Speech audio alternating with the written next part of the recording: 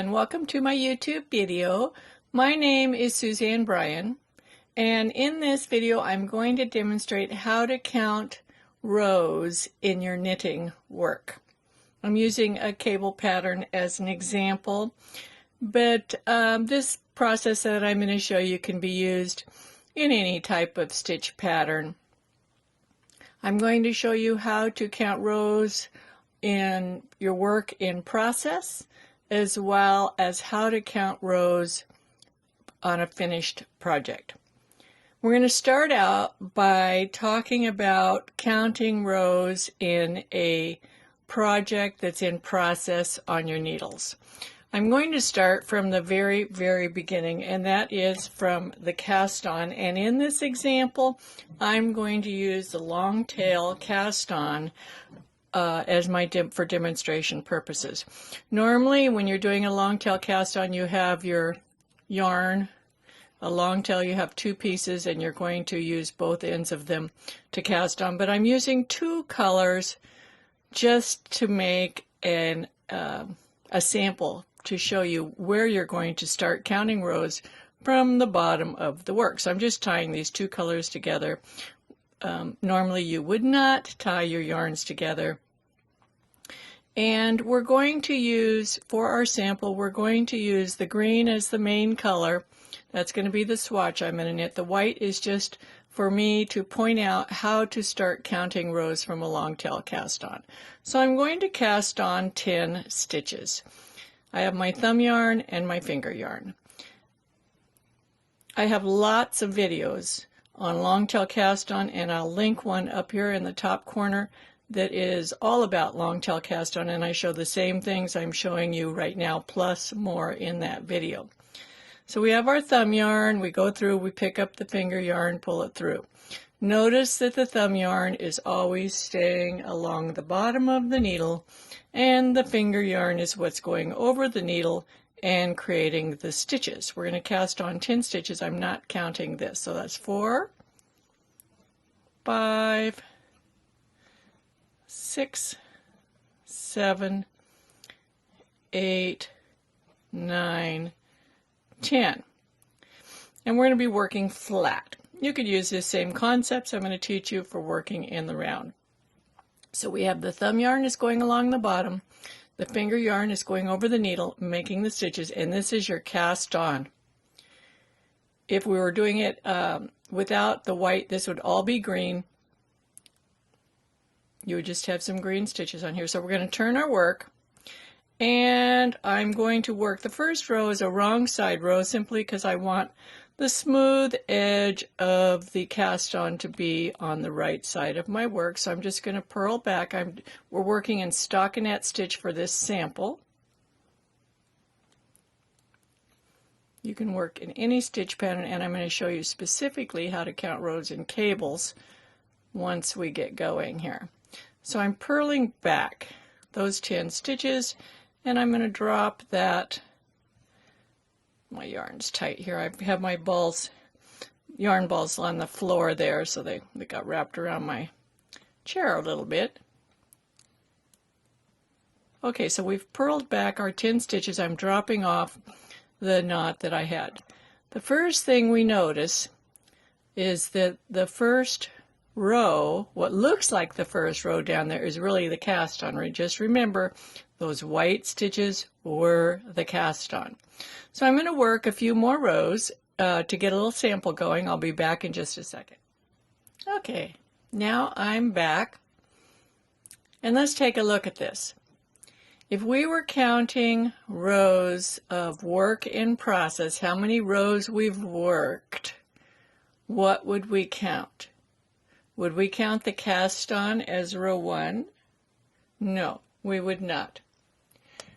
The cast on is not row 1. We cast on, we turned our work, and we purled the first row, which is right here. And then we knitted a row, purled, knit, purl, knit, purl, and here's my working yarn ready to do another knit row. So if we want to count how many rows we have worked after the cast on, we would start counting in this row right here. We would not count this as row 1, even though it looks like row 1, and this is where most people get fooled. The first row is the long tail cast on. It is not row 1. So we would count 1, 2, 3, 4, 5, 6, 7. We've worked 7 rows. You count the row on the needles when you're counting rows that you have worked. Now, what if we were measuring work in progress? When you measure your work in progress, you're either going to measure from the cast on, depending on the instructions, or from the cast on edge. This is counting after the cast on. We would start with row 1. We would measure from here to here, or if we were measuring the entire fabric, we would measure on this side of the cast on. So here's my little measuring. So if we're measuring our work in process, we would start right above the cast on row. We'd start with row 1, and we would measure to the bottom of the needle. So I get 7/8 of an inch. You do not count the row on the needle. You do not measure that when you are measuring your work in process. And I'll show you something very interesting. Let me work a couple more rows, and I'll be right back. I want to work that last color in white. Hold on. Okay, I worked 2 more rows. I worked over in green, back in white. So now, if we were measuring our work in process, we would measure above the cast on to just below the needle. Now I have 1 1/4 inches. Do you see that? This is where we would measure from the bottom of my thumbnail. Let me get my pointer. We'd measure from here at the top to here at the bottom. We're measuring from here to here for measuring work in process. Now I'm going to show you why you don't measure the stitches on the needle when you're measuring the work in process. Let's go ahead and bind these stitches off and see what happens to the last row plus the bind off. I'm binding off.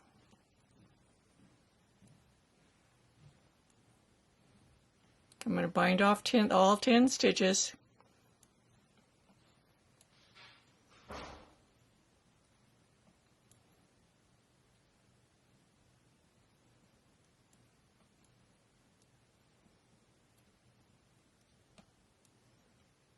And then let's see what we have here. These are loose because I didn't tie my yarn down there. That's okay. Okay.